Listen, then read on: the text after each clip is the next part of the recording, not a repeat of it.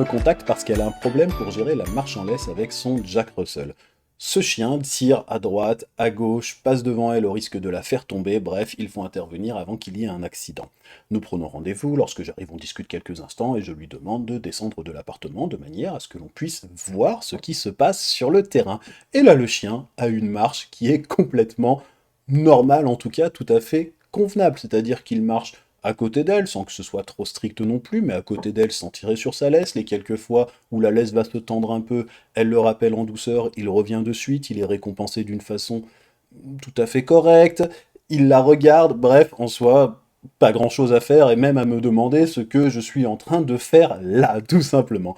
Elle m'explique que d'habitude ce n'est absolument pas comme ça du tout, elle me réexplique en gros ce qu'elle m'avait déjà indiqué au téléphone dans le comportement de son chien.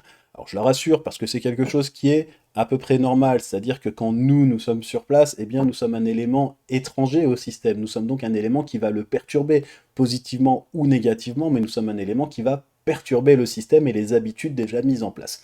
On continue la séance, je lui donne quelques exercices à effectuer, quelques conseils pour parfaire ce qui est déjà mis en place, ce qui existe déjà, mais en soi, je peux guère faire plus. Et le soir même, elle me recontacte par téléphone, assez désabusée en fait, en m'expliquant que non, ça peut plus durer, faut vraiment faire quelque chose.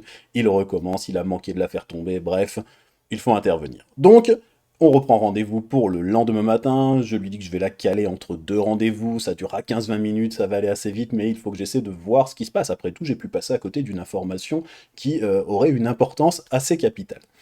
Le lendemain arrive, on recommence la même chose, bonjour madame, on descend sur le trottoir, et elle me montre, et là le chien, nickel, impeccable, rien à redire, le chien a un comportement qui est le même que pour moi la veille en soi, complètement correct, je prends son chien aussi pour tester, et pareil, non, bien concentré, le chien est là, est avec moi, on fait une balade ensemble, et c'est plutôt bon, rien à redire par rapport à ça. Alors elle est dépitée, hein, très clairement, elle est dépitée, elle croit qu'elle devient folle, elle dit qu'il le fait exprès, bref, rien de bien grave, mais sur le coup, je peux pas faire grand-chose de plus, je lui explique simplement que je vais réfléchir à comment est-ce que je pourrais trouver une solution pour voir le chien dans un état beaucoup plus naturel que lorsque je suis présent, puisqu'a priori, c'est ma présence qui semble poser problème. Donc, comme on n'arrive pas très loin de ma voiture, je lui dis simplement, je l'invite à retourner chez elle pendant que moi, je vais directement reprendre le volant pour aller à mon client suivant. Et là, au bout de quelques instants, je l'entends râler, je me retourne, ils sont à peu près à une cinquantaine de mètres de moi, et effectivement, vu de dos, le chien tire à gauche, tire à droite, passe devant elle, passe derrière elle. Bref, wow, le chien pas du tout le même que 50 mètres avant. Alors j'essaie d'observer un peu ce qui se passe, mais la distance et le fait qu'il soit de dos, ça ne m'aide absolument pas pour me donner une information correcte et cohérente. Donc ce que je fais, c'est que je vais sur le trottoir d'en face, j'accélère un tout petit peu le pas pour revenir à leur niveau et j'observe ce qui se passe. Et là, ça a pris une seconde pour que le déclic se fasse. En fait, cette dame, pendant qu'elle était en séance avec moi, elle marchait à mon rythme. Et lorsqu'elle était toute seule avec son chien, c'est son rythme naturel à elle qui revenait.